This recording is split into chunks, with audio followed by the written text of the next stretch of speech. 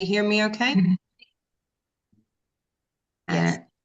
Super. So just to welcome you to this information session on our micro-credential knowledge management. This program was designed and developed in collaboration with Nuala and Marty, with TU Dublin, with our subject matter experts, with industry, and with input from our own steering committee. I know some of them are online this morning, including our chair, Melanie White. Hi, Melanie. Um, Hi so, there. Hi. So, really, the purpose of this session is really just to give you some more insights into what this new Level 9 microcred will involve. And obviously, it is kicking off on the 30th of January. So, at the end, we'll be going through, I suppose, how to apply for the programme and eligibility criteria, etc. And we'll jump back in to answer any questions. So, without further ado, I'm going to pass you over to Nuala Callan and to Marty Lipa, and they're going to run through the programme content and what you can expect on the journey. Over to you, Nuala.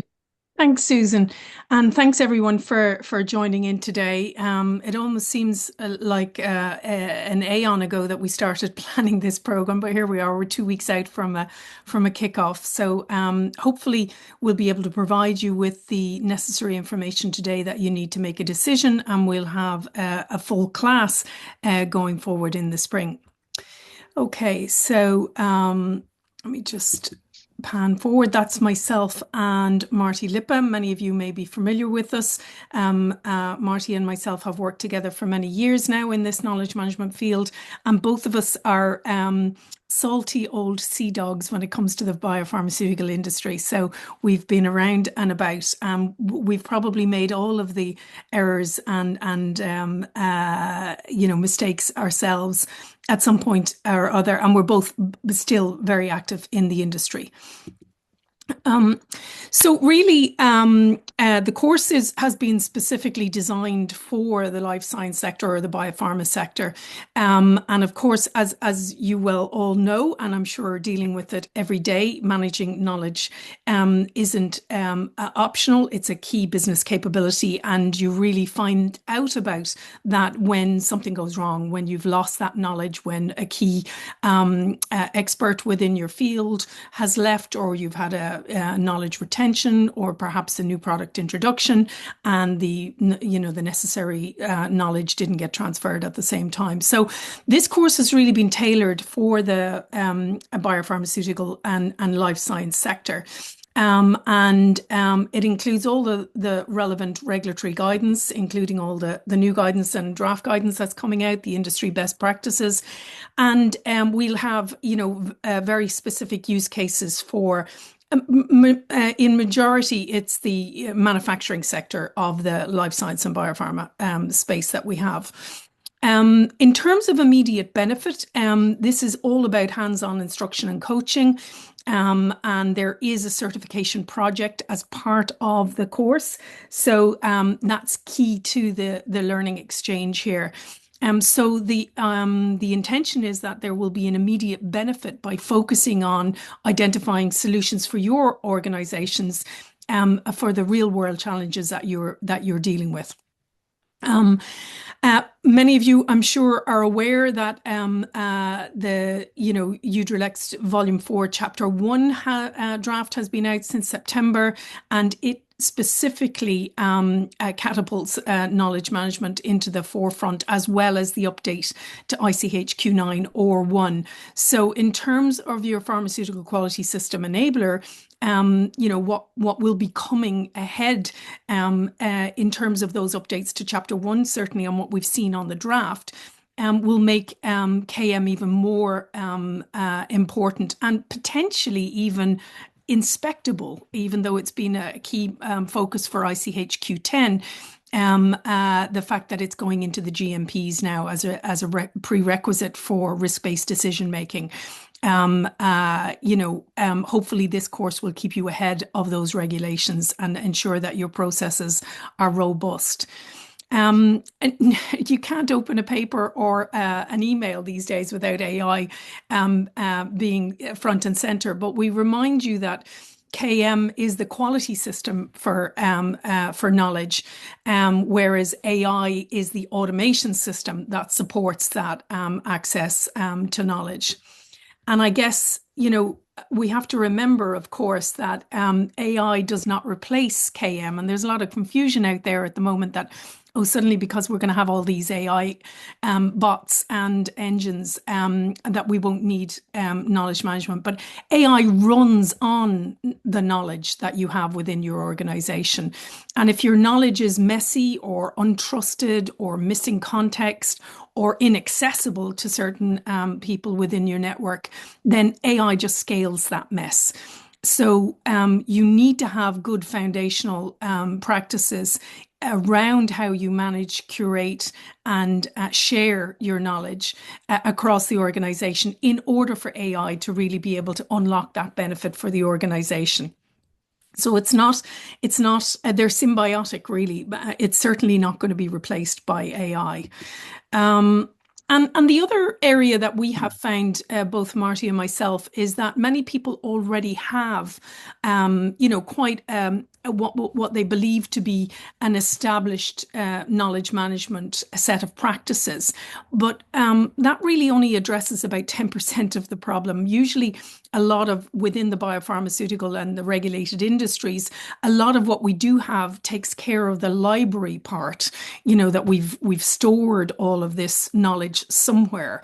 But it's not necessarily making it accessible to people in a timely manner in order to support them to make those decisions. So mature knowledge management and building that level of maturity is all about decision quality expertise, learning loops, and preventing that knowledge loss.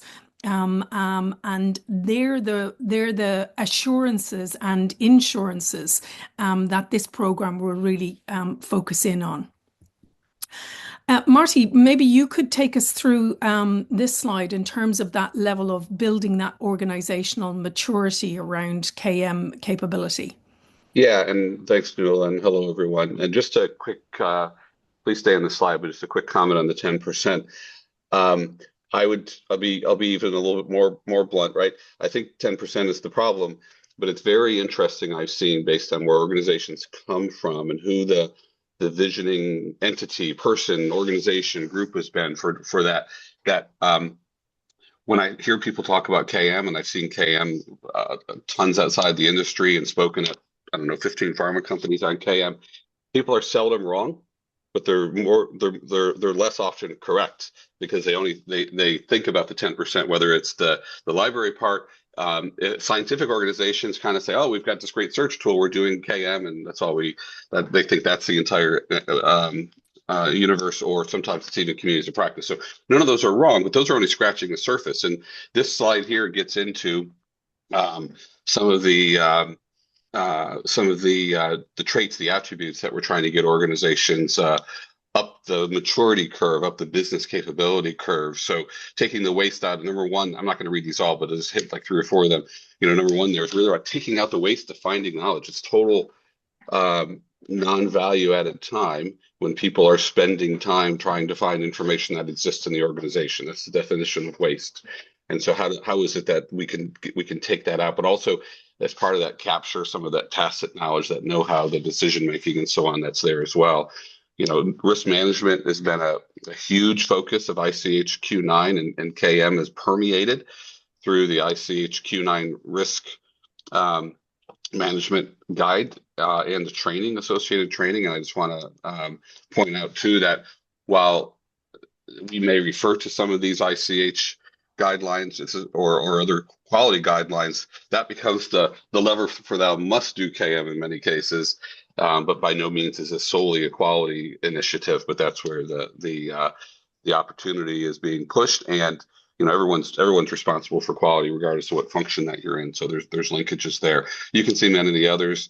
The problem resolution, resiliency is really interesting.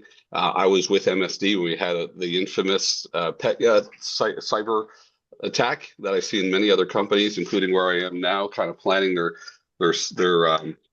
cybersecurity office use cases like that, and the KM initiative there led the after action review for that. So number 7 I'll hit is 7 and 10 I'll hit. So the 7 is really about how do we build continuous improvement in by doing some very simple reflections and equipping people with the mindset and capabilities to surface those learnings and act on them. And while through the various industry best practices and regulations, it doesn't say 1,000 times thou shalt do knowledge management, but what it does say is thou shalt capture lessons, thou shalt do continuous improvement, thou shalt find and apply expertise, thou shalt grow product and process understanding. And so that's the common thread that goes through here. And lastly, at number 10 there, we talk about this concept of a growth mindset for organization or a learning organization. KM provides the how to do that. So I think that's a really powerful concept as well. So the course will get into that and kind of make some correlation to the 70-20-10 model and how KM shines in the 70 and 20. Sorry, Neil, I probably talk more than you want, but I think there's a lot that's of perfect. facets to that. Exactly. And ultimately, it's when we come to talk about the project, the certification project, many of the tools and techniques that they'll be using will be, ones that you're familiar with, but perhaps you're using them, for either operational excellence purposes or for, quality excellence activities or continuous improvement. But in this case, we'll be drawing and leveraging that knowledge in order to solve a knowledge loss or knowledge leakage issue within the organization. Okay, so let's have a quick look at the program at a glance. It is a 12-week blended learning course. We will be having online webinars each week, which are virtual, so it'll be a dial-in. The plan is to kick off on the 30th of January, 2026, and run through the 12 weeks. In each case, we're looking at about a 70-30 ratio. So there's about 30% of what we'll be doing with the class online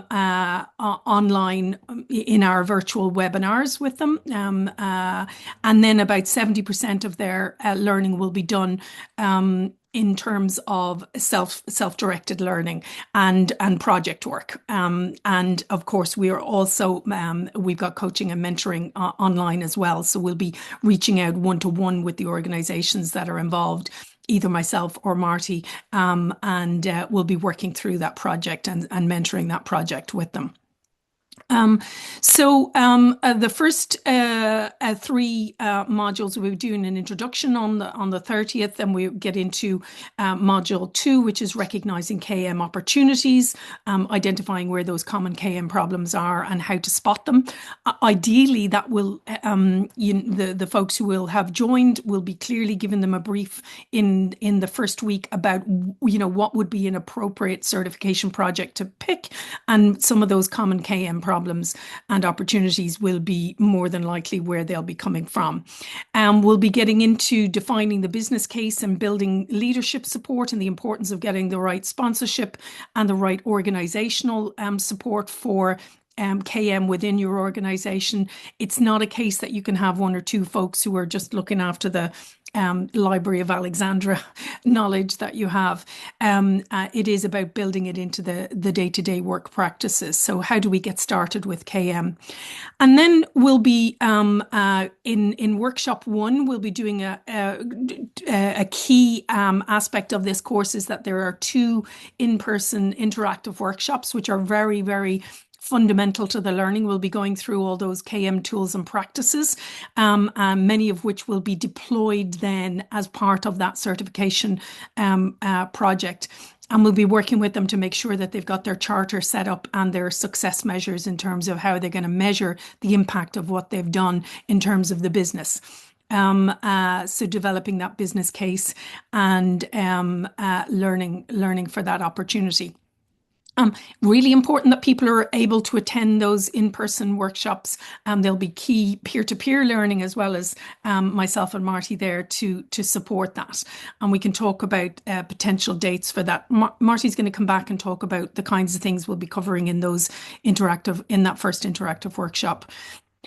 And then we'll go back into our virtual online webinars around the importance of people management and change management in terms of getting that culture right, that knowledge sharing culture right.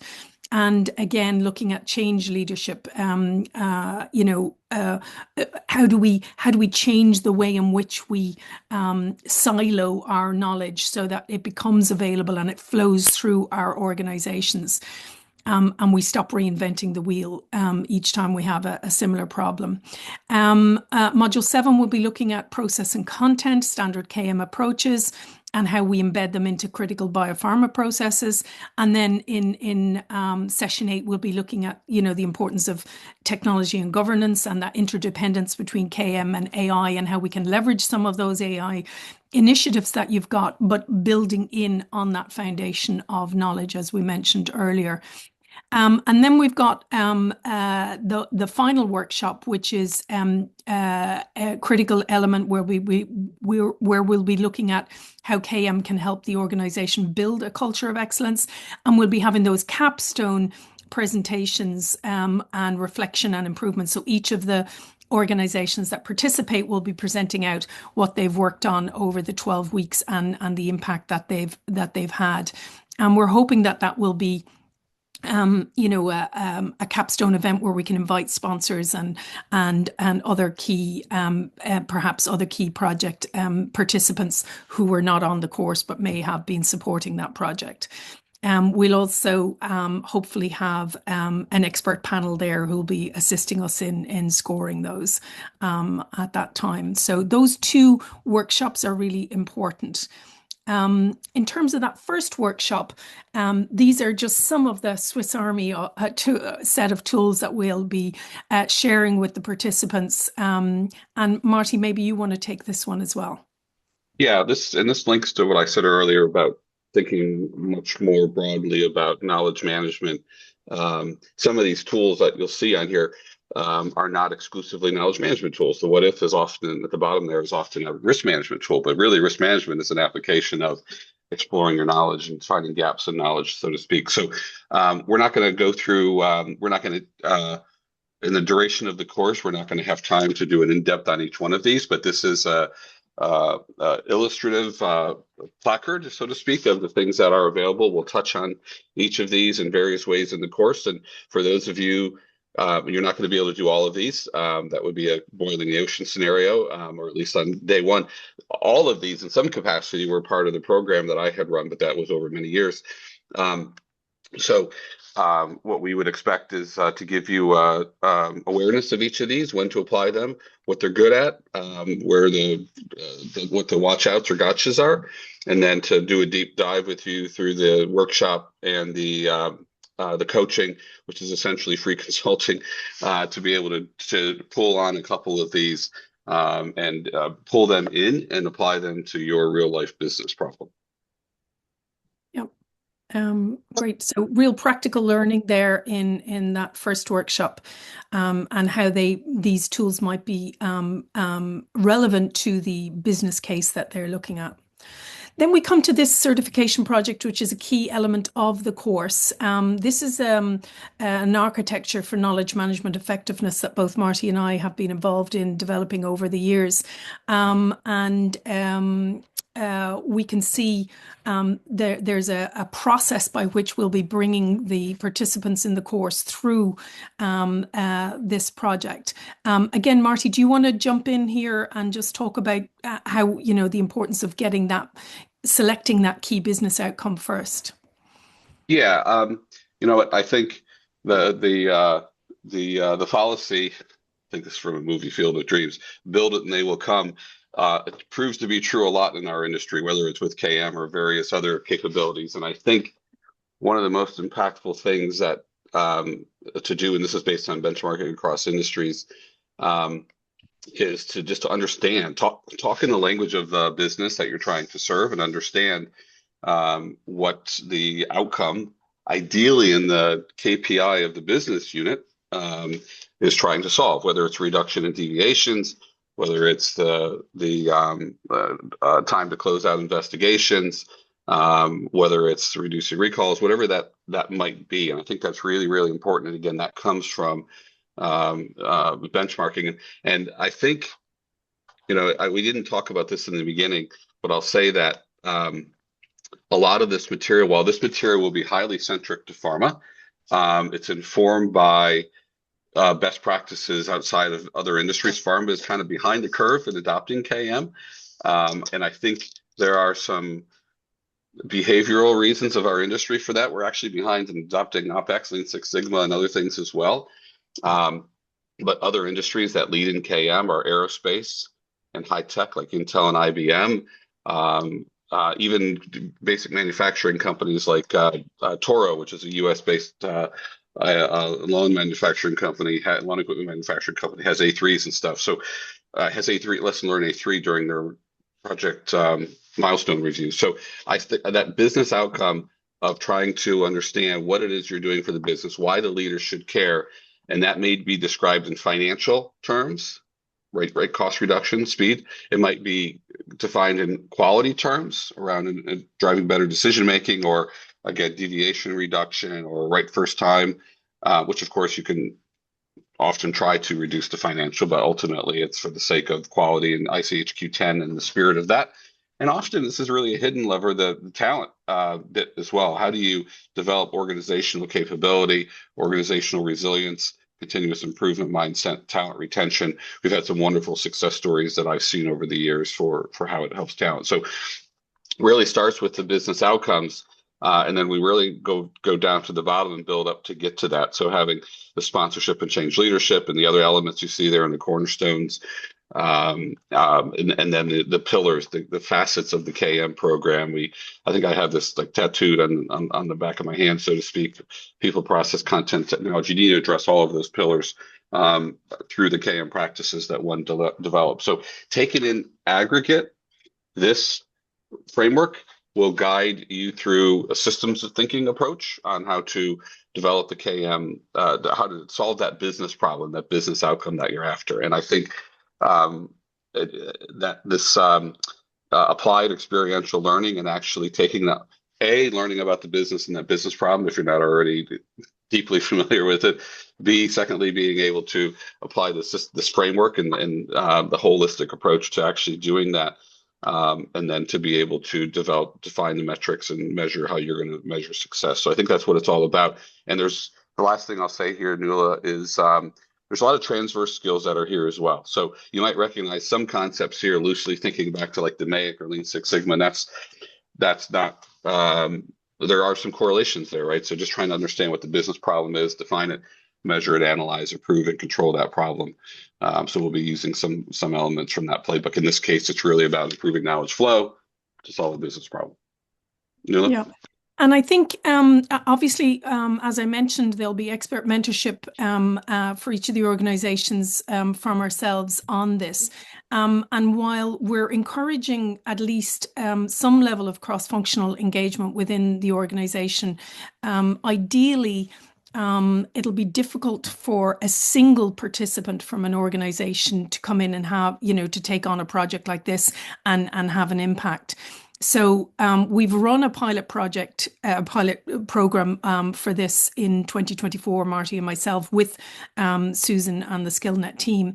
And we found where we had 2 or 3 people from an organization participating from different cross-functional disciplines, that was where we saw the biggest impact in terms of being able to solve some of these business problems that we're looking to solve using structured KM approaches. And in fact, many of those projects that were brought through that 2024 pilot program were to do with talent. It was either talent retention or a knowledge retention, or offering career pathways for key technical experts when they'd already gotten their SME stripe, their subject matter expert stripe, or else it was dealing with knowledge loss when there was retention issues and people were leaving, and the impact that was having on the organization, often not till some time after the expert had left. So certainly in terms of the establishing a project team element of this certification, not everybody on the on the project team needs to be taking the course, but at least, ideally, 2 to 3 people on the project team will be embedded within the course. And when we do the mentorship sessions with each of the individual organizations, we would expect, the other cross-functional team members to be available to participate in those sessions, and we'll be there to answer questions or assist them or make recommendations about how they might move forward. And of course, that key element of that sponsorship, somebody within the site leadership or organizational leadership to be sponsoring this project to make sure that it gets the right level of attention as well. And as we said, hopefully they'll be, those folks will also be attending the capstone presentations at the end. Okay. So in terms of this cross-functional participation then, really the program is designed for anyone who has responsibility for improving how their organization operates. And as Marty has mentioned, in the act of participating in the project, they will be developing, valuable new transverse skills that will help them advance their career. But obviously we want to deliver that value back to the organization. We're not just simply looking at building CVs for the participants here, but we're actually working on the transverse skills to advance, to help them deliver that value back to the organization. So in terms of where they're coming from, they may come from manufacturing operations directly, tech ops or MSAT. They may be quality or folks. Obviously, if you are looking at some of how to leverage some of the AI or digital transformation projects that you're working, we may have some of the digitalization or IT teams.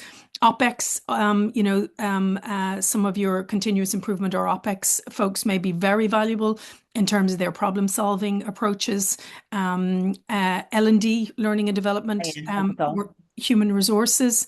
And of course, we'd welcome site leadership or people involved in developing site strategy to participate as well. So there's no right or wrong. It really needs to look at where the individual sites are in terms of the strategy that they're trying to implement overall, whether it's attract new product introductions or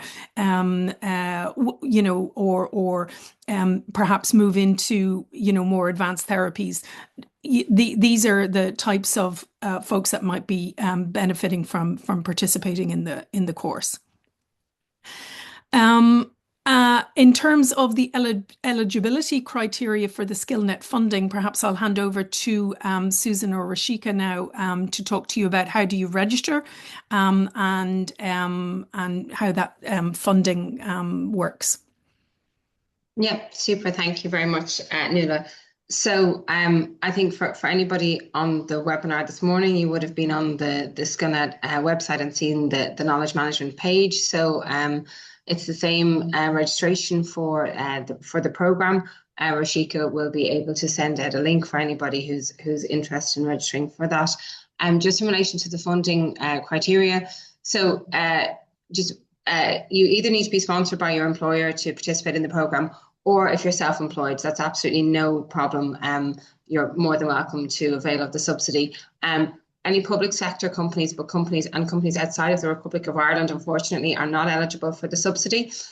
If you are looking to participate, we will look and see if potentially you can pay that directly to the training providers, but you just wouldn't be able to avail of the subsidised rate. And the way it works is we will issue your organisation directly for the subsidised fee, and we pay the full fee in person. So you can see it's quite heavily subsidised. This is the pilot programme, so there is a heavier subsidy being applied to the pilot. Yep. Obviously the price for the course there is listed as 2,100. Or the subsidised fee is 1,470. So just so people are clear on that, for 12 weeks of learning and a level 9 5 ETCS micro credential. Okay, so I think we've tried to bring you through the highlights. I'm sure we've missed out on some of your key aspects that you may have some questions on. So if anybody has any questions, please feel free to ask them. I see Fiona